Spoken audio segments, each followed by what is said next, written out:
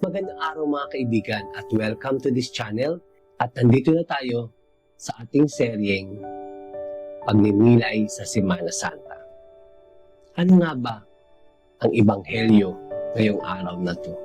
Pagkasabi nito, si Jesus ay labis na nabagabag at nagpahayag sa kanila, "Tandaan ninyo, ipagkakanulo ako ng isa sa inyo."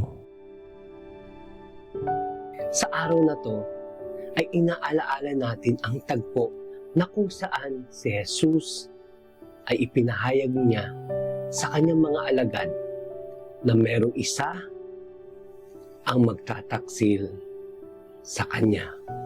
Ito ay isang napakasakit at mapait na katotohanan na ang magtataksil sa kanya ay hindi ang kaaway niya, kung hindi alagad niya, kaibigan niya. Pero din sa tagpong ito ay ipinakita ni Jesus at ipinaramdam niya. Nakilala niya kung sino ang magtatakwil sa kanya, pero sinasabi niya, minamahal pa rin kita. Sa buhay natin, maaari nating itanong ilang beses na rin ba tayo naging katulad ni Judas?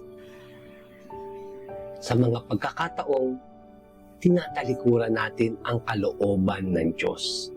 Sa mga oras na pinipili natin ang pansarili nating interes o ang pansarili nating kalooban kaysa sa kalooban ng Diyos.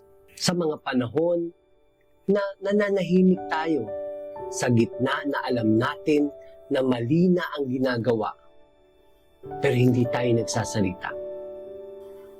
Hindi ba't ito'y pagtataksil din?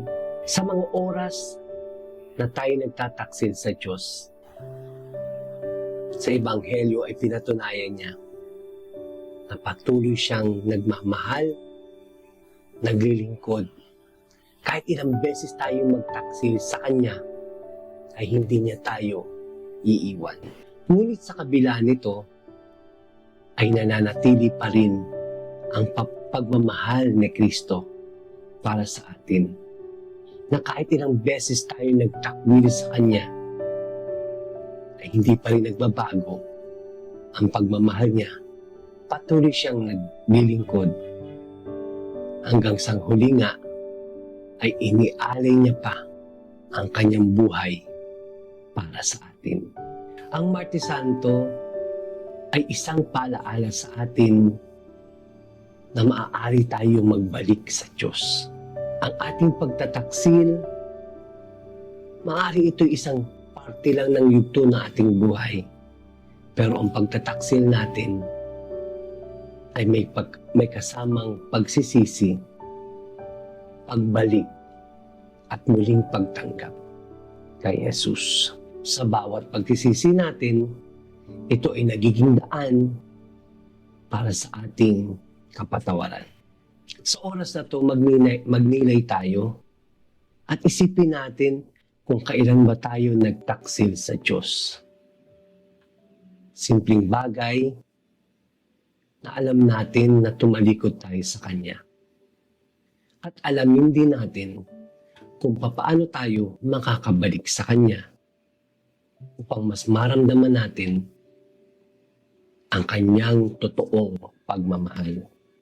Ang Martes Santo ay maaaring ito ang araw na kung saan ay makapag-decide tayo na bumalik na tayo sa piling ng ating Panginoon at atin ang talikuran ang ating mga kasalanan. Maraming salamat kaibigan at sinamahan niyo ako sa napakaikling pagninilay para sa panahon ng Kwaresma o ng Semana Santa. Bukas magkita-kita tayong muli dito sa Lingkod Katoliko Channel para sa ating pagninilay naman sa ating Miyerkules Santo.